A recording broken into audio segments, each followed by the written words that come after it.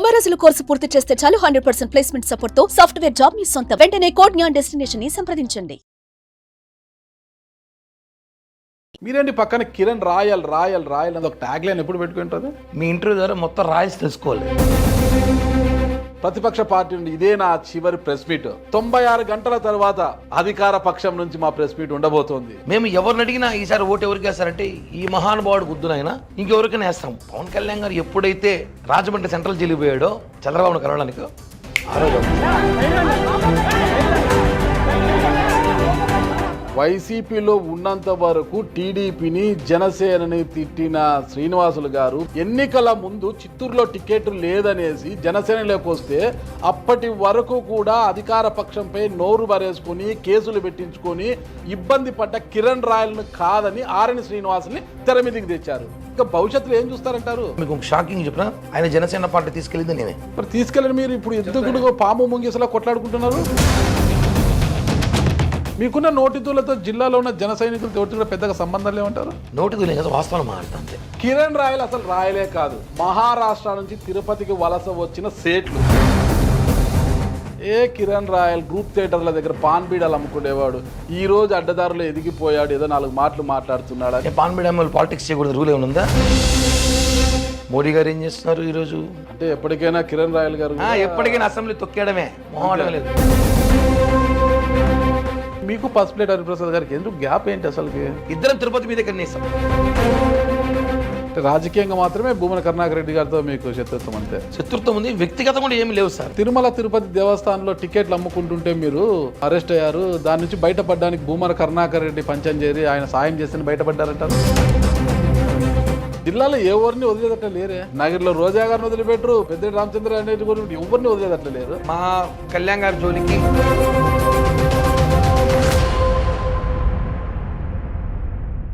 Welcome to Suman TV. నేను మీ నాగరాజ్ బైర్శెట్టిని. ఈరోజు ఈ ప్రోగ్రామ్ మనకు స్పాన్సర్ చేస్తుంది ఎకో తేజాస్ విద్యుత్ వాహనాల సంస్థ. ఈరోజు మన అతిథి జనసేన తిరుపతి నియోజకవర్గ ఇన్ఛార్జ్ కిరణ్ రాయల్ గారు ప్రస్తుతం మనతో ఉన్నారు. నమస్తే కిరణ్ రాయల్ గారు. నమస్తే నాగరాజ్ గారు, మీకు సుమన్ టీవీ ప్రేక్షకులందరికీ నమస్కారం. జగన్మోహన్ రెడ్డి, సుజనా చౌదరి ఇట్లా వీళ్ళకైతే పక్క పక్కన ఉంటాయండి. రెడ్డి అని పెద్దిరెడ్డి రామచంద్రారెడ్డి, ఇట్లా డబల్ రెడ్లు కూడా ఉంటారన్నమాట. భూమిరెడ్డి రామ్ గోపాల్ రెడ్డి, ఇట్లా డబల్ రెడ్లు వీళ్ళు ఉంటారు. రెడ్లు కమ్మలు వీళ్ళు చౌదరీస్ పెట్టుకుంటారు. మీరేంటి పక్కన కిరణ్ రాయల్ రాయల్ రాయల్ అని ఒక ట్యాగ్ లైన్ ఎప్పుడు పెట్టుకుంటుంది? దొరికి ఇంటర్వ్యూ అడగలేదు ఎవరు, మీరు అడిగారు. మీ ఇంటర్వ్యూ ద్వారా మొత్తం రాయల్స్ తెలుసుకోవాలి దేశంలో ఉన్నందు కూడా. అంటే నేను చాలా సందర్భం చెప్పా రాయల్ అంటే అర్థమేమనేసి. యాక్చువల్లీ 1996లో 96 నా 10th అయింది అప్పుడు. 96లో 10th, 96, 97, 10th అవుతుంది అప్పుడు. అప్పుడు రాయల్ యూత్ని స్టార్ట్ చేశారు. ఇదే చిత్తూరు సంబంధించిన శ్రీధర్ అని, తిరుపతి సంబంధించిన కొంతమంది వ్యక్తులు, బలిజలు, కాపులంతా కలిసి మనం రాయలేం పెట్టుకుంటాం, రాయల్ యూత్ రాయలేం పెట్టుకుందాము. అందరూ రెడ్లు చౌదరీస్ అంతా పెట్టుకున్నారు కదా, మనం కూడా రాయలేం పెట్టుకుంటే తప్పేముంది, శ్రీకృష్ణదేవరాయలు మనకు కూడా వస్తలే కదా, మనం రాయలేం పెట్టుకుందామని చెప్పి రాయల్ యూత్ స్టార్ట్ చేశారు 97లో. అంటే ఇప్పటికి 20-30 సంవత్సరాలు అవుతుంది. అప్పుడు మేము ఆ సంస్థలో ఉన్నాం, ఒక 10 మంది కలిసి పెట్టాం. ఆ 10 మంది పెట్టినప్పుడు ఆ 10 మందిలో నేను ఒకరిని, కలిసి పెట్టిన 10 మందిలో నేను ఒకరిని. అది అభివృద్ధి ఎలా జరిగిందంటే కరోనా వైరస్ కన్నా ఫాస్ట్గా వెళ్ళిపోయింది. ఎలా అయిపోయిందంటే ఈరోజు రాయల్ అనే పేరు నేను కాదు పెట్టుకుంది, మేమే అప్పట్లో. ఈరోజు దేశాలు ఖండాలు దాటి వెళ్ళిపోయింది. అమెరికా, ఆఫ్రికా, ఇంగ్లాండ్ ఆ కూడా రాయలేం పెట్టుకోవాలి పేర్లు. అంటే అదొక బ్రాండ్ లాగా తయారైపోయింది ఆ పేరు. ఆ విషయం మోస్ట్లీ గర్వంగా అవునని చెప్పుకుంటా. శ్రీకృష్ణదేవరాయలు గారు మీ తాతగారు? తాతగారు అందరికీ తాతగారు అవుతాడు, అయితే కాపులందరికీ తాతగారు అవుతారు.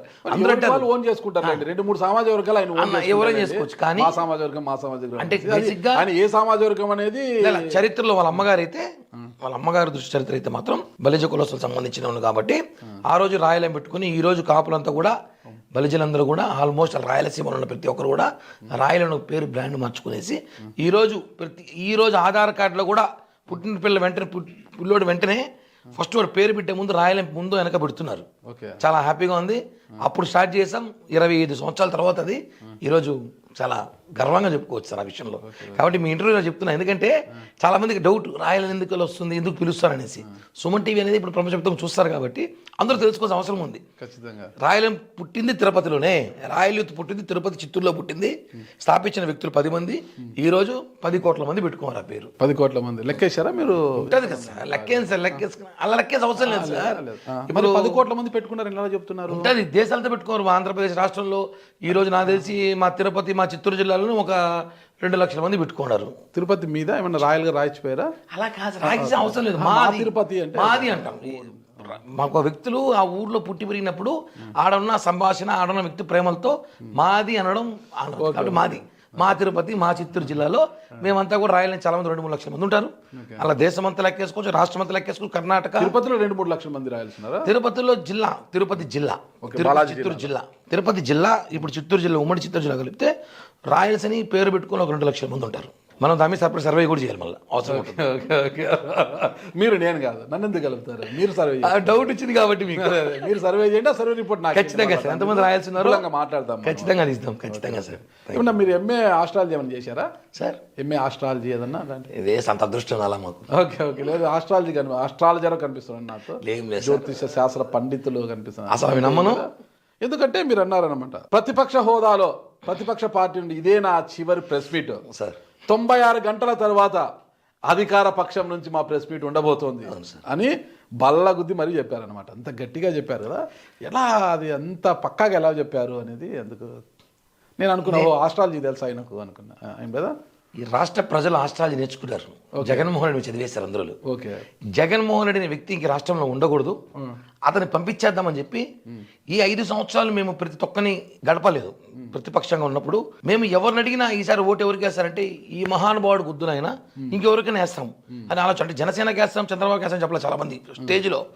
జగన్ అయితే మాకు వద్దు, ఓటు వేస్తామని చెప్పిన వాయిస్ అయితే ఇంకా నా కళ్ళలో కొన్ని వాయిస్ వినిపిస్తుంది. ఈ జగన్ వద్దు, రీసౌండ్ బాగా. అలాంటి వార్తలు విన్నాక ఖచ్చితంగా ఛాలెంజ్ చేశాను నేను.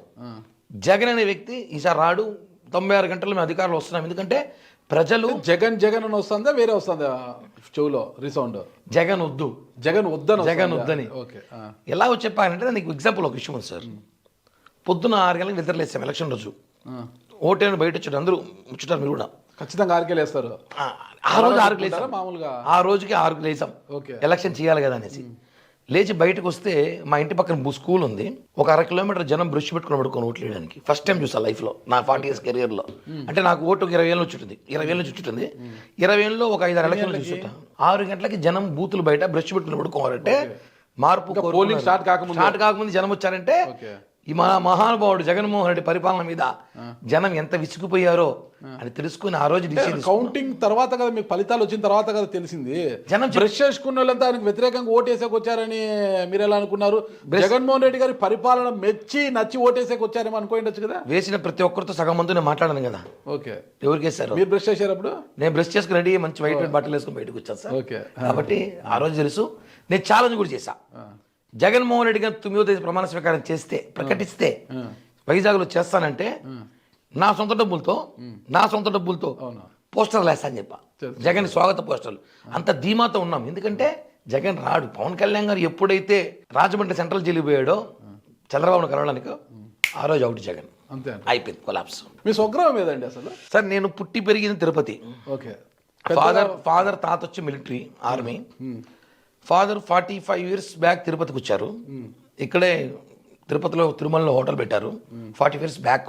ఓకే, తిరుమలలో హోటల్ పెట్టారు. ఇంకా మదర్ ఒకరు వచ్చినప్పుడు పెళ్లి చేసుకోవడం, మేము ఇక్కడ తిరుపతిలో పుట్టడం, ఇక్కడే చదువుకున్నాం, ఇక్కడే పెరిగా. ఇక్కడ మదర్ ఇక్కడే చేసుకున్నారా? మదర్ ఇక్కడే సార్. లవ్ మ్యారేజ్ అంతే. ఓకే, సేమ్ క్యాస్ట్ కాబట్టి లవ్ పెద్దలు ఒప్పుకోయారు, అయిపోయింది అప్పట్లో పెళ్లి. 80లో మ్యారేజ్ అయింది, 81లో 82లో ఇంక ఇక్కడే పుట్టాం, ఇక్కడే చదువుకున్నాం, ఇక్కడే పెరిగాం. సో అక్కడి నుంచి కంటిన్యూ తిరుపతిలో పుట్టి పెరిగి ఇక్కడే రాజకీయాల ఇంట్రెస్ట్ పుట్టి కిరణ్ రాయల్ గా మారిపోయారు. పాయింట్ ఒకటి అడుగుతున్నా, కిరణ్ రాయల్ అసలు రాయలే కాదు, మహారాష్ట్ర నుంచి తిరుపతికి వలస వచ్చిన సేట్లు. ఇక్కడికి వచ్చిన తర్వాత బలిజ కులస్తులు ఎక్కువగా ఉన్నారు బాటి, ఎప్పటికైనా మనకు ఉపయోగపడుతుంది ఈ ట్యాగ్ లైన్ అనే దాంతో కులాన్ని మార్చుకున్న వ్యక్తి కిరణ్ రాయల్ అనేది అంటున్నారు. ఈ డిస్కషన్ ఇప్పుడు కాదు, 3 ఏళ్ళుగా వైసీపీ కార్యకర్తలు, వైసీపీ నాయకులు తిరుపతిలో కాపులు డామినేట్ ఉన్నారు. కిరణ్ రాయల్ ఎమ్మెల్యే రేస్లో ఉన్నాడు. కిరణ్ రాయల్ సీట్ వస్తే కరుణాకర్ రెడ్డి ఓడిపోతాడని చెప్పి ప్రయత్నంలో కొంతమంది ఆడిన గేమ్లో భాగమే. నేను ఓపెన్గా చెప్పాను ఆ విషయానికి, మరి రాయల్ అని కాకుండా వేరే క్యాస్ట్ అయినా సరే నేను గెలుస్తా, కరుణాకర్ రెడ్డి ఓడిపోతాడు తిరుపతిలో. ఎవరైనా సరే, కులం ప్రాధాన్యత కాదు. అంత బలవంతులా మీరు? అంటే సార్ ఒకటి జనం బలవంతులు ఉన్నారు, మరి ఓడించాలని జనం బలంగా ఉన్నారు. సరే ఇప్పుడు రాయలకని సర్టిఫికేట్ అంటే ఇస్తారో చెప్పండి, తెచ్చుకుంటాం. బీసీలకి, ఎస్సీలకి, ఎస్టీలకి సర్టిఫికేట్ ఇస్తారు. కాపులు సర్టిఫికేట్ ఇస్తారు. నాకు ఎప్పుడో చిన్నప్పుడు ఇచ్చినారు, స్కూల్లో ఇచ్చినారు, చదువు స్కూల్లోనే. మళ్ళా తెచ్చుకోవాల్సిన అవసరం లేదు. ప్రతిపక్షాలు కులం అంట పెట్టుకుని మాట్లాడేటప్పుడు దానికి ఆన్సర్ చెప్పాల్సిన అవసరము నాకు లేదు. ఎందుకంటే 96లో రాజకీయాల కులాలు తెలియవు. నేను 10th క్లాస్ చదివేటప్పుడు రాయలు తెలియదు ఎవరికి. అప్పుడే ఉన్న 10 మంది కలిసి మన కులాన్ని మనం కాపాడుకోవాలని చెప్పి రాయలను పెట్టుకున్న వ్యక్తి మనము. ఇప్పుడు ఆ రాయలను వాడుకొని చాలామంది రాజకీయాలకు వచ్చారు. మేము రాజకీయాలకు వాడాలి, కులాన్ని కాపాడదాం రాయలను పెట్టుకున్నా, రాయలను పెట్టుకుని రాజకీయాలు చేస్తాం ఈరోజు. కాబట్టి మేమే గొప్పలు. కాబట్టి దాని గురించి డిస్కషన్ లేదు, నో కామెంట్స్, పట్టించుకొని నేను. చాలా కామెంట్స్ కదా అసలు మీరు మీ యొక్క డిబేట్లు చూసి. కిరణ్ రాయల్ గ్రూప్ థియేటర్ల దగ్గర పాన్ బీడాలు అమ్ముకునేవాడు, ఈ రోజు అడ్డదారులు ఎదిగిపోయాడు, ఏదో 4 మాటలు మాట్లాడుతున్నాడు అని కామెంట్ కూడా చేస్తుంటారు కదా. మోడీ గారు ఏం చేశారు సార్? టీ అమ్మేవారు. ఇప్పుడు అంటే ఆయన మాకు పాన్ బీడా ఉన్నింది, మాకు షాప్ ఉన్నింది, మా ఫాదర్ కొనింది, మా కొండపైన షాపులు ఉన్నాయి, తిరుపతిలో ఉన్నాయి.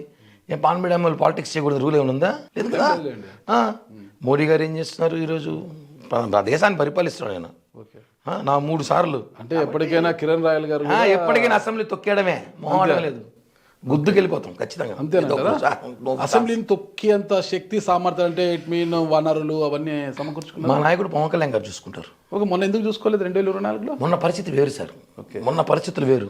వైసీపీలో ఉన్నంత వరకు టీడీపీని, జనసేనని తిట్టిన శ్రీనివాసులు గారు, వ్యతిరేకంగా పనిచేసిన శ్రీనివాసులు గారు ఎన్నికల ముందు చిత్తూరులో టికెట్ లేదనేసి జనసేనలోకి వస్తే అప్పటి వరకు కూడా అధికార పక్షంపై నోరు బరేసుకొని కేసులు పెట్టించుకొని ఇబ్బంది పడ్డ కిరణ్ రాయల్ను కాదని ఆర్ఎన్ శ్రీనివాసుల్ని తెర మీదకి తెచ్చారు. ఇక భవిష్యత్తులో ఏం చూస్తారంటారు? ఒకటి సార్, ఇక్కడ డబ్బు పనిచేసిందా, కిరణ్ రాయల్ యొక్క పవర్ పనిచేసిందా? జగన్మోహన్ వ్యతిరేకత పనిచేసి జగన్ని ఓడించాలి, ఆర్థిక బలము కావాలి. తిరుపతిలో ఉన్న పరిస్థితుల్లో టీడీపీ సీటు, జనసేన సీటు కొట్లాడుకు సమయంలో ఆర్ఎన్ శ్రీనివాసులు గారికి చిరంజీవి గారితో ఉన్న సత్సంబంధాలు కొంచెం బాగున్నాయి. ప్రజారాజ్యం పార్టీ జిల్లా అధ్యక్షుడు చేశాడు ఇక్కడ ఆయన. కాబట్టి ఆయన ఇక్కడ తిరుపతికి రావడానికి కారణం కూడా మీకు షాకింగ్ చెప్పిన, ఆయన జనసేన పార్టీ తీసుకెళ్ళింది నేనే. ఎవరిని? ఆర్ఎన్ శ్రీనివాసుల్ని. మరి తీసుకెళ్ళండి. మీరు ఇప్పుడు పాము ముంగిసలా కొట్లాడుకుంటున్నారు. కొట్లాడుకోలేము సార్. రాజకీయాలు ఏమవుతుందంటే ఎవరికైనా ఈగో ఒకటి ఉంటుంది, సెల్ఫ్ డ్యామేజ్ ఉంటుంది, భయపడతారు కొన్ని రాజకీయాల్లో. ఇతని వల్ల మనకి ఇబ్బంది ఏమవుతుంది ఏమో అని ఎంతవరమైనా పోతుంది. ఏమో అని ఎంతో. ఇప్పుడు నాగరాజు గారితో ఇంటర్వ్యూ చేస్తాను, ఏమో అడుగుతాడు, ఏమో ఏడుకోబోతుంది, ఇంతే అడుగుతాడంటే ఏం కాదు. కిరణ్ రాయల్తో ఏమో ఫ్యూచర్లో ఏమన్నా ఆలోచన ఆయనకు ఉందేమో నాకే తెలియదు.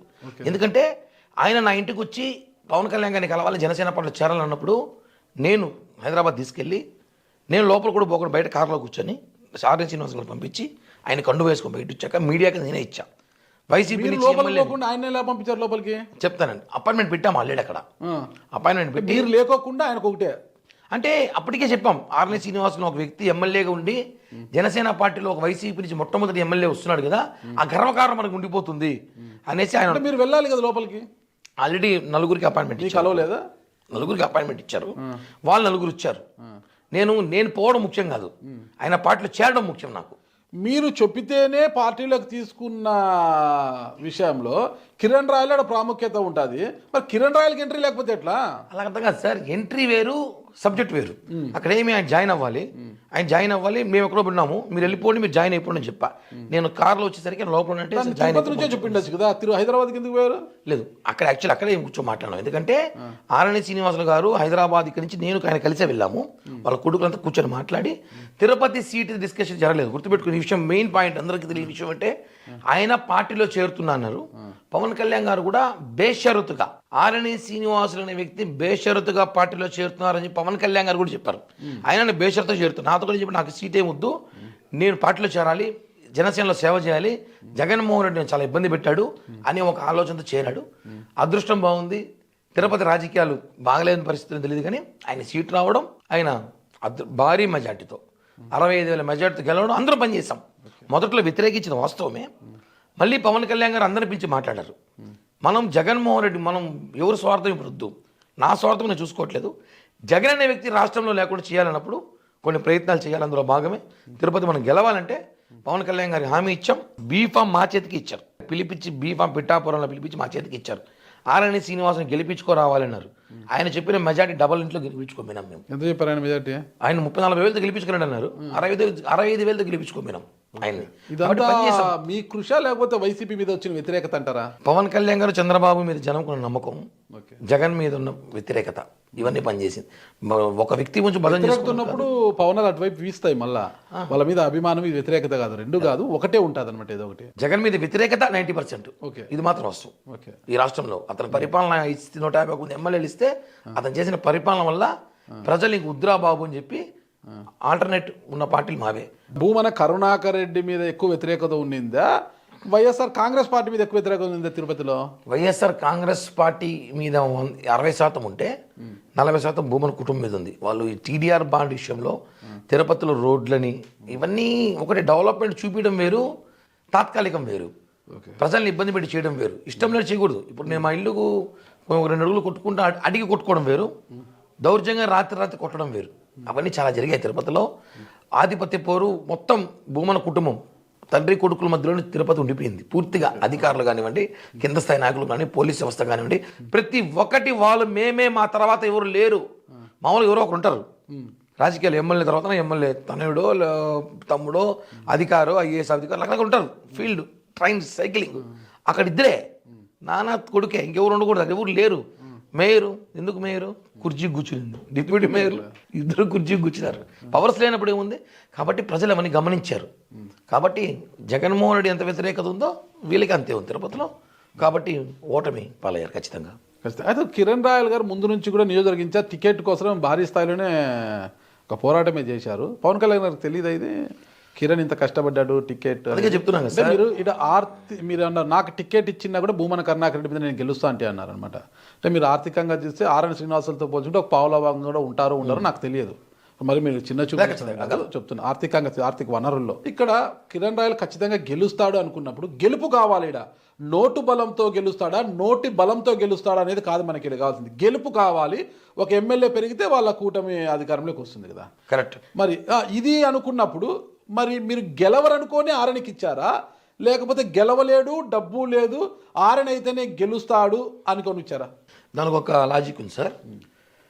తిరుపతి పరిస్థితి ఎలా ఉందంటే జనసేన టీడీపీ కూటమి రెండు ఉన్నాయి. టీడీపీకి ఎంత బలం ఉందో తిరుపతిలో జనసేన కూడా అంతే బలం ఉంది. ఆ విధంగా ఫైట్ చేస్తాం. ఫైనల్ చివరికి వచ్చేసరికి ఏమైందంటే ఆర్థికంగా కూడా రాజకీయాల్లో ఉండాలి. మేము ఎంతసేపు ఫైట్ చేసాం, పోరాటాలు చేసాం, రీతం ఫైట్, కేసులు పెట్టించుకున్నాం, జైలు పోయినాం, ఇవి ఏం చేయాలో రాజకీయాలు అన్నీ చేసేసాం. చివరిగా ఆశ ఉంటుంది ఎమ్మెల్యే కావాలని, అదృష్టం ఉండాలి కదా, అది మర్చిపోయాను నేను. ఓకే, అదృష్టం లేదు, ఆశ ఉంటుంది, ఆవేశం ఉంటుంది, అదృష్టం లేదు. అదృష్టం ముందర ఏది పనికిరాదంట. ఆ తర్వాత తెలిసింది, అది తెలుసుకుని లేట్ అయింది. ఇప్పుడు అదృష్టం ఎదుగుతున్నా, అదృష్టం దొరుకుతుంది అనేసి 2029 కలిసి వస్తుంది అనుకుంటున్నారా? మా నాయకుడు అనుకుంటే ఎంతసేపు మీకున్న నోటితులతో జిల్లాలో ఉన్న జన సైనికులతో ఎవరితో కూడా పెద్దగా సంబంధాలు ఏమంటారు? నోటితులే కదా, వాస్తవాలు మాడతా అంతే. వాస్తవాలు మాడికి ఎప్పుడు నలుగురు దూరంగా ఉంటారు. ఫస్ట్ ప్లేట్ హరిప్రసాద్ గారితో పెద్దగా మీకు టచ్ లేదు, ఆర్ఎన్ శ్రీనివాసులు గారితో యుద్ధమే, ఇంకా ప్రతి ఒక్కరితో అలాగే ఉంటుంది కదా. అంటే ఒకటి సార్, ఆర్ఎన్ శ్రీనివాసులు గారికి నాకు యుద్ధం ఏం లేదు, క్రియేట్ చేశారు అంతే. యుద్ధం లాగే సార్, యుద్ధం ఏమి లేదు. ఆయనకి నాకు సంబంధం లేదు. ఆయన పని ఆయన చూసుకుని నా పని నేను చూసుకుంటా. ఆయన మా ఎమ్మెల్యే, నేను గౌరవించాలి. నేను బ్యానర్ వేసి ఆయన ఫోటో పెద్దది పెట్టాలి ఎమ్మెల్యే. నేను ఆయన బర్త్డే వేసి నేను పాల్గొనాలి ఎమ్మెల్యే. ఆయన ప్రతి చోట ఉంటాడు కాబట్టి నేను గౌరవిస్తాను ఎమ్మెల్యేగా. యుద్ధం చుట్టుపక్కల వారు కొంతమంది చేరి ఏం చేస్తారంటే రాజకీయంగా వైసీపీ నుంచి కొంతమంది జనసేన చేరిన బ్యాచ్ ఎవరైతే ఉన్నారో వాళ్ళకి నాకు యుద్ధం ఉంది. ఎవరైతే ఆయన దగ్గర చేరిన బ్యాచ్ ఉన్నారో, వైసీపీలో చూసిన కొత్త ఫీల్డ్ ఉంటారు కదా, వైసీపీలో పదవులు అనుభవించి, డబ్బు అనుభవించి, వైసీపీలో సంపాదించి, వైసీపీలో మమ్మల్ని ఇబ్బంది పెట్టిన వ్యక్తులు ఎవరైతే ఇప్పుడు మా ఎమ్మెల్యే దగ్గర చేరారో వాళ్ళకి నాకు యుద్ధం. ఆయన కూడా ఆ స్కూల్ నుంచి వచ్చాడు కదా. అదే సార్ చెప్తున్నాను కదా, ఆ స్కూల్లో వాళ్ళకి ఈ మాస్టర్ సెట్ కావట్లే. ఓకే, కాబట్టి వాళ్ళకి నాకు యుద్ధం. కాబట్టి మా ఎమ్మెల్యే గారికి నాకు ఏం లేదు. నేను కూడా ఎమ్మెల్యే గారు కలిసారు, షేక్ హ్యాండ్ ఇస్తా, బాగున్నట్ట ఎయిర్పోర్ట్లో కలిసి పక్కన కూర్చుంటాం, కలిసి కాఫీ తాగుతాం, మీటింగ్ పోతే కలిసి కూర్చుంటాం, చైర్లు వేస్తే పక్కన కూర్చుంటాం. ఏమి లేదు. కౌగిలించుకోవడము, కడుపులో కత్తులు పెట్టుకొని కౌగిలించడం చాలా తేడా ఉంటుంది అనమాట. ధృతరాష్ట్రుడి కవులు కూడా తెలుసు కదా మీకు సార్. ఒకటి రాజకీయాల్లో శాశ్వత శత్రువు, శాశ్వత మిత్రులు ఉండరు. మీరు శత్రువులా మిత్రులా? మిత్రులు మేము, పక్క మిత్రులు. మనసాక్షి చెప్తున్నారా? నిజంగా మిత్రులు సార్. శత్రువులు ఉంటే ఈ రోజు తిరుపతిలో పరిస్థితి వేరే విధంగా. మిత్రులమే. మరి ఇదే ప్రాధాన్యత ఈ రోజు జనసేనలో మీకుందా? ఖచ్చితంగా ఉంది సార్. ఎందుకంటే ఎమ్మెల్యే టికెట్ కోసం పోరాటం చేసిన కిరణ్ రాయలకి ఎమ్మెల్యే టికెట్ ఎలాగో ఇవ్వలేదు. ఒక కార్పొరేషన్ కూడా టీటీడీ బోర్డు మెంబర్ అయినా ఇస్తారా అంటే టీటీడీ బోర్డు మెంబర్ కూడా లేదు, కనీసం కార్పొరేషన్ లేదు, ఏదీ లేదు. ఇంకా ఏం ప్రాధాన్యత ఉన్నట్టుగా? జనసేన పార్టీ కార్యకర్తగా ఉన్నాం కదా చాలు నాకు, జనసైనికుడుగా ఇప్పటికైతే. అది మీ కడుపు నిండుతుంది, మీ చుట్టూ ఉన్న పరివారం కడుపు ఎప్పుడు నిండుతుంది? ఖచ్చితంగా నిండుతుంది సార్. 10 ఏళ్ళ పోరాటం చేశారు పవన్ కళ్యాణ్ గారు, 10 ఏళ్ళ పోరాటం చేశారు. పవన్ కళ్యాణ్ గారికి అవమానం కాదు కదా మాకు. ఇప్పుడు ఆయన పరిస్థితి చూసారా, డిప్యూటీ సీఎం ఆంధ్రప్రదేశ్కి. ఈరోజు ఆయన పరిస్థితి ఎట్లా చుట్టుపక్కల చూసారా? వస్తా వెయిట్ చేయాలి సార్, ఏం కాదు, ఓపిక గేలి. ఇప్పుడు ఆయనకైనా అవమానం మాకు కాదు కదా. ఇప్పుడు నాకు అవమానం భావించి పదవి రా అంటే వేరే పదవి ఇచ్చు. ఆయన ఆలోచనలు ఏముంది? పదవులు ఉన్నాయి దాదాపు 90% కార్పొరేషన్. ఏమో ఢిల్లీకి పోతారేమో. ఢిల్లీలో ఏం చేస్తారు? మా దగ్గర బీజేపీ గవర్నమెంట్ ఉంది, ఢిల్లీకి పోతాం. ఎన్ని లేవు సార్, ఎన్ని చైర్మన్లు, ఎన్ని డైరెక్టర్లు ఢిల్లీలో ఎన్ని ఉన్నాయి. ఢిల్లీ నుంచి రాజకీయం చేయొచ్చు, కూర్చొని రాజకీయం చేసాడు ఏడని చేయొచ్చు, ఢిల్లీలో చేయొచ్చు, గల్లీలో చేయొచ్చు, బ్రాండ్ నోరుంటే. ఓకే, కాబట్టి మా వెనకాల మా బాస్ బ్రాండ్ ఉంది, ఢిల్లీ పోయి చేస్తాం అవసరమైతే. బ్రాండ్ వేరేది అది. కాబట్టి ఢిల్లీ నుంచి చేయొచ్చు. ఎన్నో పదవులు అనేది ఇంపార్టెంట్ కాదు, కానీ ఢిల్లీ మీద లేదు, మీ దృష్టి ఢిల్లీ మీద ఉంది. అలాని కాదు సార్, పదవులని కాదు, కానీ పవన్ కళ్యాణ్ గారికి తెలుసు ఎవరిని ఆడ కూర్చోబెట్టాలి, ఎవరిని ఆడ వాడుకోవాలి. నాకు ఒకటే కోరిక, మనకిచ్చే పదవి పార్టీకి మనల్ని నమ్ముకునే వాళ్ళకి ఉపయోగపడే విధంగా ఉండాలి. ఒకరే స్వార్థంగా పదవి తీసుకొని మనం చేయకుండా ఇంకోటికి దాన్ని చూపి పదవిని పెట్టుకొని ఆ పదవి ద్వారా ఏమీ చేయకుండా ఎవరికి మనము చేసుకోకుండా ఇన్సెక్యూర్ ఫీల్ కాకుండా ఒక పదవి వస్తే మనస్ఫూర్తిగా 10 మంది సహాయం చేసి పార్టీకి 100 మందికి ఉపయోగపడే పదవి కావాలని కోరుకుంటున్నా. అది పవన్ కళ్యాణ్ గారు 2 ఏళ్ళు కానీ 3 ఏళ్ళు కానీ 4 ఏళ్ళు కానీ వెయిట్ చేసి తీసుకుంటా. ఎందుకు తిరుపతి ఇన్ఛార్జిగా ఉన్న మీకు పసుపులేటి హరిప్రసాద్ గారికి ఎందుకు గ్యాప్ ఏంటి అసలుకి? ఏం లేదు సార్, అంటే రాజకీయ ఆధిపత్య పోరు కామన్గా ఉంటుంది. ఆయన జిల్లా అధ్యక్షుడు సార్. ఒకే సామెత అంటారు కదా, ఒకే కప్పులో 2 స్పూన్లో 2 కత్తులు అంటారు, ఒకే వరలో 2 కత్తులు. పాయింట్ ఇక్కడ ఏమంటే ఇద్దరం తిరుపతిలో ఉన్నప్పుడు సమస్య అయిపోయింది. ఆయన చిత్తూరు, నేను తిరుపతిలో ఉంటే అది వేరు. ఇద్దరం తిరుపతి మీదే కన్నేసాం. ఆయన తిరుపతిలో ఉంటాడు, నేను తిరుపతిలో ఉంటా. నేను తిరుపతిలో పుట్టి పెరిగా. నేను పాకిస్తాన్లో పుట్టి పెరిగాడా? ఆయన రాయచోట్లో ఉన్నాడు. 2009 తిరుపతికి వచ్చాడు. ఆయన ప్రజారాజ్య పార్టీ అప్పుడు ఇచ్చాడు. నేను తిరుపతిలో పుట్టి పెరిగా కాబట్టి నాకేమంటే కొంచెం ఈడుండాలి, మనం నిలబడాలి, ఏడు చేయాలి, మనకు అవకాశం ఉంది, పార్టీ బలోపేతం చేసుకోవాలి, ఎదగాలి, మనం ఎదగాలి, పార్టీ ఎదగాలి, 2 చేయాలనుకున్నాం. ఆయన జిల్లా అధ్యక్షుడిగా ఉన్నాడు. ఆయన కూడా కాన్సన్ట్రేషన్ మోర్ దెన్ తిరుపతి చేశాడు. జిల్లా కన్నా తిరుపతి ఎక్కువ చేశాడు. కాబట్టి ఏమైంది, అక్కడ కాంట్రవర్సీ స్టార్ట్ అయింది. నాకు ఆయనకి ఏం లేదు. ఇప్పుడు చెప్పాం కదా, కౌగులించుకుంటా, కూర్చోబెట్టుకుంటా, కలిసి టీ తాగుతాం. మా ఇంటికి వస్తాడైనా నేను ఆయన ఇంటికి వెళ్తా. మా ఫ్యామిలీ ఫంక్షన్ ఆయన వస్తాడు, వాళ్ళ ఫ్యామిలీ ఫంక్షన్ నేను పోతా. ఇంకేం కావాలి జనాలకి? చిత్తూరుకి చెందిన ఆర్ఎన్ శ్రీనివాస్ కాదు, జంగాల్పల్లి శ్రీనివాస్ చిత్తూరు వాసి, చిత్తూరు ఎమ్మెల్యేగా చేశాడు. ఆయనే ఎలక్షన్ మూమెంట్లో వచ్చి మీ పార్టీ కండుకుంటే ఎమ్మెల్యేగా టికెట్స్ ఆయన కోసం పనిచేసిన మీరు.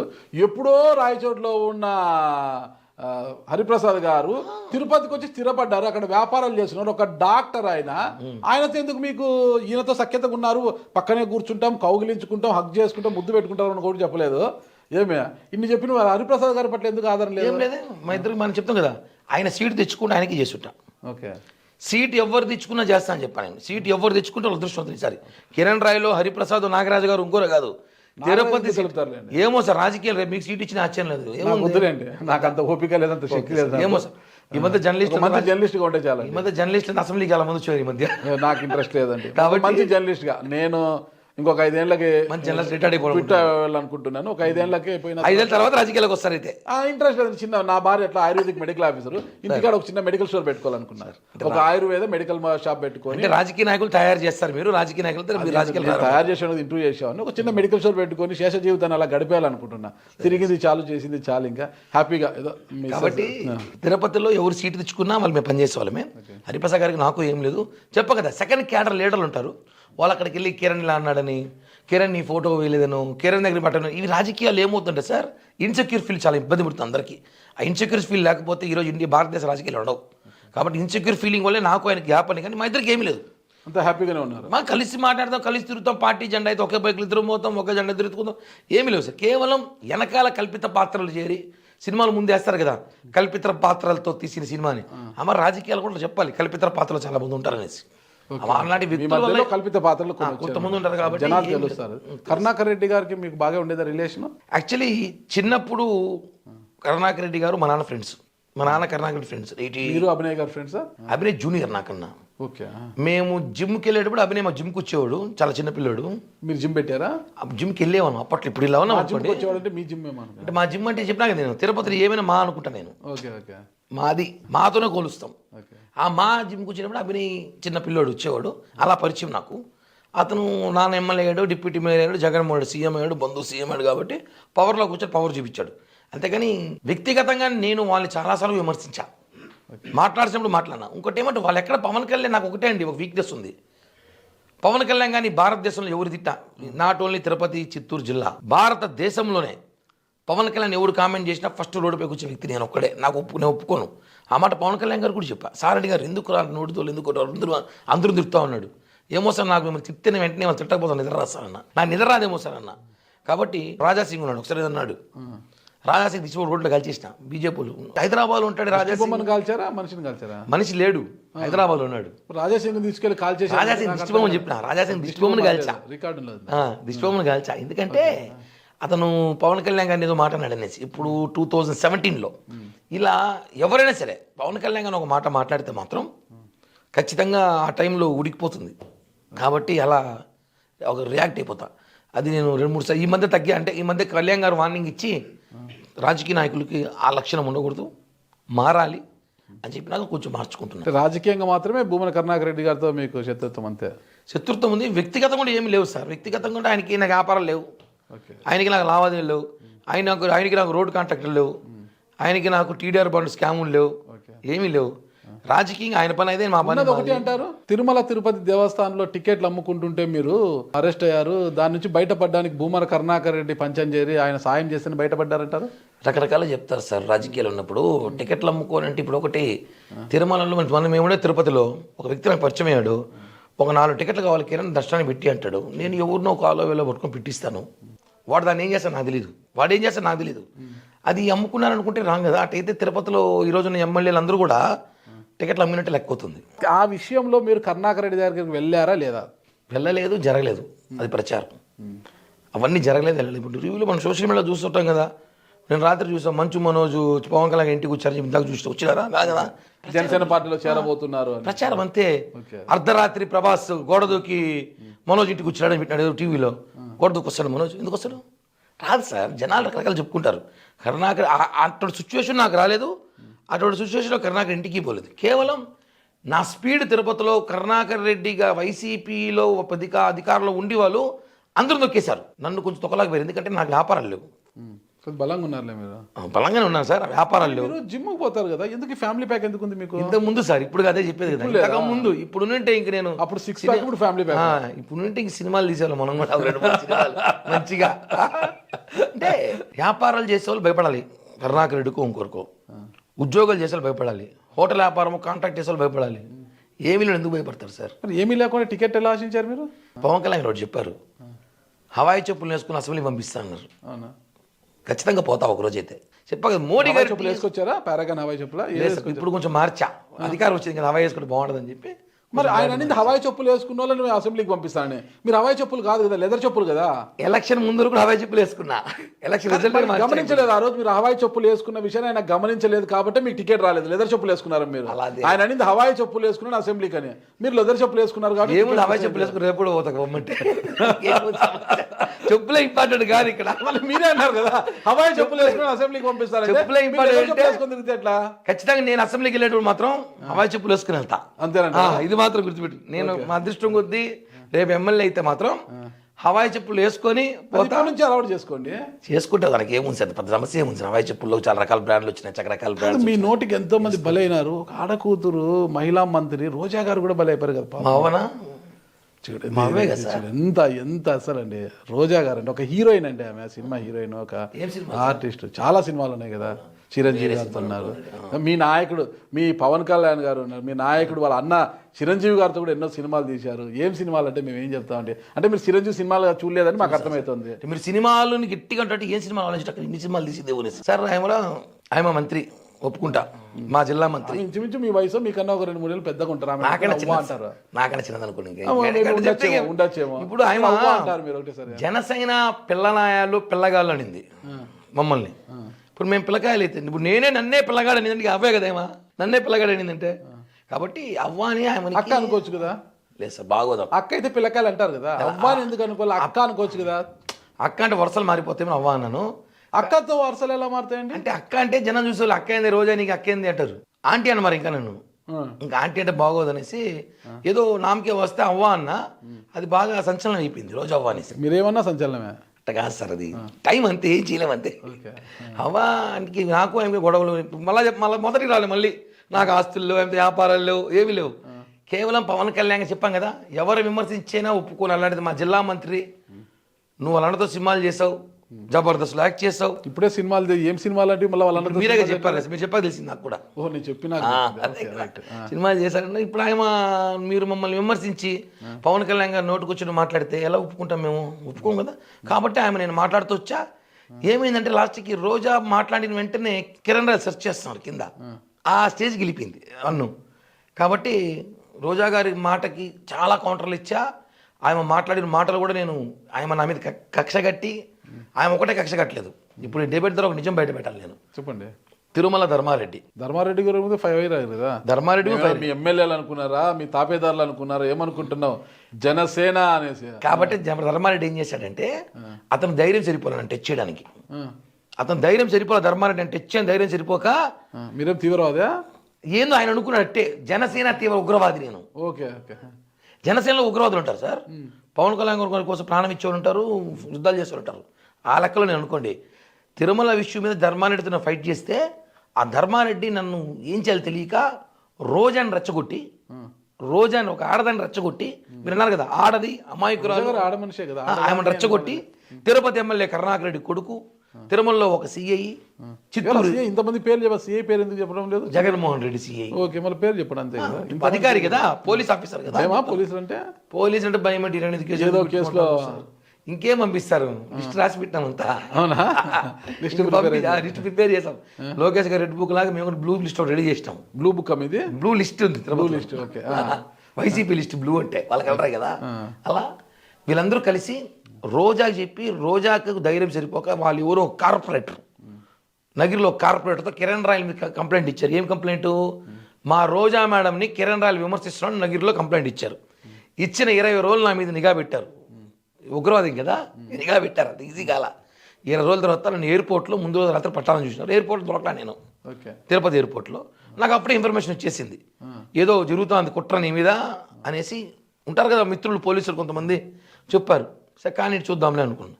ఇంటికాడ ఉంటే అరెస్ట్ చేయడం అంటే విధానం కరెక్ట్ కాదు. అది నేను షార్ట్స్ వేసుకొని టీషర్ట్తో బయట నిలబడుకుంటే తీసుకెళ్ళిపోవడం, ఉగ్రవాదుల్లాగా స్టేషన్లో తీసుకెళ్ళి పెట్టడం. వెంటనే ఉగ్రవాదులు షార్ట్స్ టీషర్ట్స్ వేసుకోరు కదా, మామూలు వాళ్ళ డ్రెస్ వేరే ఉంటుంది కదా. మా జనరేషన్ 23 జనరేషన్ కదా. ఓకే, లేటెస్ట్ ఉగ్రవాదులు. అది తీసుకెళ్ళి అక్కడ రోజాతో నాతో ఫోన్లో మాట్లాడించి, నాకు రోజాకు ఫోన్ చేసి సారీ చూపించమన్నారు వాళ్ళు. ఓకే. నాకు సిఐ ఫోన్ చేసి రోజాకు మేడం ఫోన్ చేసి కిరణ్ మాట్లాడాను మేడం అంటే, నేను అడిగా చెప్పండి మేడం ఏంటి ప్రాబ్లం మీకు, పొలిటికల్గా మేము ఫైట్ చేసుకుంటాం, ఏమన్నా చూసుకోలే, ఇది కరెక్ట్గా అరెస్ట్ చేయడము అంటే నాకేం తెలియదు, నాకు సంబంధం లేదు. ఆమె చెప్పిన మాట ఇంకా గుర్తుంది నాకు. నాకేమి తెలియదు, నాకేం సంబంధం లేదనింది. నీకేం తెలియదు, సంబంధం లేకుండా నీ కాన్స్టిట్యున్సీలో నీ పోలీసుని అరెస్ట్ చేయిస్తామన్నా. సరే నేను మాట్లాడుకుంటే చెప్పా. తర్వాత సిఐ బెయిల్ తర్వాత బయట రావడం ఛాలెంజ్ చేశా. ఇదే జైల్లో 18 నెలల తర్వాత అంటే ఇప్పుడు కూడా రావచ్చు, ఇప్పుడే రావచ్చు. చాలామంది డౌట్ ఏమంటే 18 నెలల తర్వాత రోజాని జైల్లో కూర్చోపెట్టిస్తా అన్నారు. 18 నెలల తర్వాత అంటే ఎప్పుడో కూర్చోబెట్టచ్చు, 3 ఏళ్లలో. 5 ఏళ్ళ టైం పెట్టరు, మళ్ళీ 2 ఏళ్ళు మళ్ళీ సింపతి వస్తుంది ఆమెకి. అమ్మో అక్కని జైల్లో పెట్టారు, అవ్వని జైల్లో పెట్టారు పెడుస్తారు. అలా కాదు కదా, 3 ఏళ్ళకి మర్చిపోతారు జనం కూడా. చేసిన అరాచకాలు, ఎన్ని స్కాములు చేసింది అన్నీ కూడా బయట పెడతాం. అంతా మన దగ్గర ఉంది ఎవిడెన్స్ అంతా కూడా. బట్ ఆ రోజు బయటకు వచ్చిన తర్వాత తెలిసింది ఏమంటే, ఒక డిఎస్పీ అధికారి పిలిచి క్షమించండి నాదేం లేదు, మొత్తం తిరుమల ధర్మారెడ్డి అడిగారా? ఖచ్చితంగా కోర్టులో కేసేసాం కదా, అందరి మీద కేసేసా. డిఎస్పీ మీద వేసా, సీఏ మీద వేసా, ఎస్పీ రిశాంత్ రెడ్డి మీద కేసేసా. అన్ని కేసేసా కోర్టులో. పవన్ కళ్యాణ్ గారు పర్మిషన్ తీసుకొని, ఆయన బ్లెస్సింగ్స్ తీసుకొని వెళ్ళాను కోర్టుకి వెళ్ళి, హైకోర్టులో కేసేసా. ఈరోజు ఆయన డిఎస్పీ మాదేం లేదు, మొత్తం ధర్మారెడ్డి చేయించాడు. ధర్మారెడ్డి నీ నోరు ముయించాలని చెప్పి రోజాతో కేసు పెట్టి చేయించాడు అన్నాడు. ఆ విధంగా జరిగింది సార్. అంటే అంతా ఆర్ గ్యాంగ్ అంతా ఒకటి నేను చేశాను అంతే. ఆర్ గ్యాంగ్ అంటే రెడ్డి గ్యాంగ్, రాయల్ గ్యాంగ్ ఏమో అనుకుంటాను. లేదు sir, Reddy gang. R gang, royal gang ఉంటారు కానీ అక్కడ ఉంది కదా, రాయలు రెడ్డి రెండు. మేము అనకూడదు ఆర్ గ్యాంగ్ అని, వాళ్ళు అనొచ్చారు. పెద్దిరెడ్డి గారితో ఏంటి కూడా అసలు? ఏం లేదు సార్, అది రోడ్డు 18వ వార్డు వస్తుంది తిరుపతిలో. ఆ వార్డు నేను ఉన్న వార్డు అది. ఆ వార్డుకి ఎలక్షన్ అప్పుడు మేము మాట ఇచ్చాం పబ్లిక్కి, ఈ రోడ్ నుంచి ఆ రోడ్డుకి పోవాలంటే వాళ్ళు 2 కిలోమీటర్స్ తిరుక్కొని పోవాలి. హాస్పిటల్ కానీ, ఎమర్జెన్సీ కానీ, అంబులెన్స్ కానీ, స్కూల్కి పోవాలన్నా ఈ వార్డులో వాళ్ళు ఆ 19వ వార్డులోకి పోవాలంటే రోడ్డు తిరిగి వెళ్ళాలి ట్రాఫిక్లో. ఈ గేటు ఆ రోజు ఏమని చెప్పి వేసుకున్నారు మున్సిపల్ ఆఫీస్కి, ఇది పబ్లిక్ యాక్సెస్ గేట్ అని చెప్పి వేసుకున్నారు. అధికారం 5 ఏళ్ళు ఎవరే మాట్లాడలేకపోయారు, పోయినా ఒప్పుకోలే, అధికారం ధైర్యం చేయలేరు. గవర్నమెంట్ ఇచ్చి కూడా మేము గేట్ కొట్టిస్తా మాట ఇచ్చా ఎలక్షన్లో, పెద్దిరెడ్డి గేట్ తీయిస్తా, మీరు మాకంతా ఓట్లేయండి, ఈ రోడ్డు ఓపెన్ చేయిస్తా అని చెప్పాం. ఎలక్షన్ అయింది, గవర్నమెంట్ వచ్చింది, ఓపెన్ చేయించాం, అంతే. తప్పేం ఆయన ఓపెన్ చేస్తే కోర్టుకి వెళ్ళాడు. 10 అదృష్టం బాగుంటే కోర్టు కూడా మాకు ఫేవర్. జిల్లాలో ఎవరిని వదిలేదట్లా లేరే? జనసేనలో ప్రతి ఒక్కరు అలా చూస్తూ ఊరుకున్నా, మీరు మాత్రం ఎవరిని వదలకుండా వెంటబడుతున్నారు. వెంటబడి సార్ నాగిరిలో రోజా గారిని వదిలిపెట్టరు, పెద్దిరెడ్డి రామచంద్ర అనేది ఎవరిని వదిలేదట్లా లేరు అంటే సార్. మా కళ్యాణ్ గారి జోలికి మా పార్టీ కార్యకర్తలు మమ్మల్ని మాట్లాడి ఇబ్బంది పెడితే మాత్రం ఖచ్చితంగా ఒక అస్త్రం లాగా వెళ్తే వెళ్ళిపోతారు. కావాలి ఏమవుతుంది మనం పోదాం రా చూద్దాం ఏమవుతుంది, అనుభవం అయిపోతారు. ఆల్రెడీ చెప్పి అయిపోయాం కదా సార్, బాంబే అయినా. కాబట్టి అలా వెళ్ళి అలవాటు అయిపోయింది అంతే. ఈరోజు అదే ధైర్యం పోతున్నా, చూడాలి ఏం చెప్తుంది భవిష్యత్తులో అయితే. కానీ ఫైటర్గా అయితే నేను ఒప్పుకోను, ఎందుకంటే కళ్యాణ్ గారి స్ఫూర్తి మాకు అందరికి ఇంకెవరులా. 2002 నుంచి ఆయన చూస్తున్నాం మేము. ఆయన ఇన్స్పిరేషన్, ఆయన ఫైర్, ఆయనలో ఉన్న ధైర్యం చూసి ఆయనలాగా తయారు కాకపోయినా కనీసం ఆయన ఫాలో అవుదాం అన్న ఆలోచనతో రాజకీయాలకు వచ్చాం. చిరంజీవి గారు తిరుపతిలో గెలిపించుకున్నాం, చిరంజీవి గారు పాటు ప్రయాణించాం, ఫైన్, అంత రాజకీయాలు అయిపోయింది. ప్రశ్న ఇప్పుడు ఇంకా చాలా బాధ్యత ఉంది ఇప్పుడు. ఎందుకంటే బాధ్యతలు ఏంటి? నాతో పాటు పనిచేసిన కార్యకర్తలతో ఉన్నారు కదా, ఇందాక మీరు చెప్పాం కదా, వాళ్ళంతా కూడా ఉంది. వారందరికి న్యాయం చేయాలంటే మీకు ఒక పదవి కావాలి కదా. పదవి ఉంటే చేయగలుగుతామా సార్? ఇప్పుడు ఎంతమంది పదవులు తీసుకుని న్యాయం చేస్తున్నారు చెప్పండి? పదవి ఉంటేనే ఏదైనా చేయగలుగుతారు, పదవి లేకపోతే ఎంతమంది పదవి తీసుకుని న్యాయం చేస్తున్నారు చెప్పండి? సార్ వారి విషయం పక్కన పెట్టండి. మీరు న్యాయం చేయాలనుకున్నాక మీకు ఒక పదవి ఉన్నోడు న్యాయం చేయకపోవచ్చును, న్యాయం చేయాలనుకున్నాడు పదవి కావాలి కదా. న్యాయం చేయాలని పదవి నా దృష్టిలో అయితే పదవి లేకపోయినా నేను మా వాళ్ళకి న్యాయం చేయాలనుకుంటున్నా. పదవి వస్తే బలం పెరుగుతుంది. సిట్టింగ్ ఎమ్మెల్యే కాదు ఏం చేస్తారు సార్? ఎమ్మెల్యేతో చేయాల్సిన అవసరం లేదు సార్. పవర్ ఉన్నప్పుడు ఎమ్మెల్యే గారి దగ్గర పోతే చేసుకోవచ్చు. వాస్తవం నేను ఎమ్మెల్యే గారి దగ్గర పని చేసి పెడతాడు. అలా కాదు కదా, మీకు అర్థం కదా. పని చేసే వాళ్ళకి మనం చేసుకోగలుగుతున్నాం, చేయించుకోవాలి. మనకు పదవి వస్తే ఇంకా పవర్ అవుతుంది, ఇంకొంచెం అదనపు బలం అవుతుంది, ఇంకొక 5 మంది ఎక్కువ చేస్తాం. ఇప్పుడు 10 మంది చేయాలనుకుంటున్నా, పవర్ వస్తే 15 మందికి చేస్తా, రాకపోతే 5 మందికో 10 మందికో చేస్తా. నా బలం ఎప్పుడు వస్తుంది సార్? రాకుండా అడిగిపోతుంది సార్. వెయిట్ చెప్పా కదా, 10 ఏళ్ళు వెయిట్ చేసినాం, ఏమి ఇంకొక సంవత్సరం వెయిట్ చేయలేము, వెయిట్ చేస్తాం, ఖచ్చితంగా వస్తుంది. ఎందుకంటే కళ్యాణ్ గారి గురించి నాకు బాగా తెలుసు, నా గురించి కూడా తెలుసు కాబట్టి ఖచ్చితంగా పనిచేసినాం, ఇబ్బంది పడినాం. చెప్పా కదా ఇందాక, మనం ఎంతసేపు తిరుపతి జిల్లా స్థాయిలో చూడకూడదు, పైన కూడా చూడాలి. కొడితే ఢిల్లీకి ఏమవుతుంది సార్? అంతా ఆడ కూడా మనుషులే కదా, ఆడికి వాళ్ళకి 4 కాళ్ళు 4 చేతులు లేవు ఢిల్లీలో, వాళ్ళు మనలాంటి మనుషులే. అదృష్టం కలిసి ఢిల్లీ పోతున్నారు, అదృష్టం మనకు వస్తుందేమో అని. కిరణ్ రాయల్ గారికి అదృష్టం కలిసి రావాలి, గల్లీ కాదు కొడితే ఢిల్లీ కోటను కొట్టాలి, ఆ స్థాయికి ఎదగాలని కోరుకుంటున్నా. థ్యాంక్ యూ సార్, నమస్తే.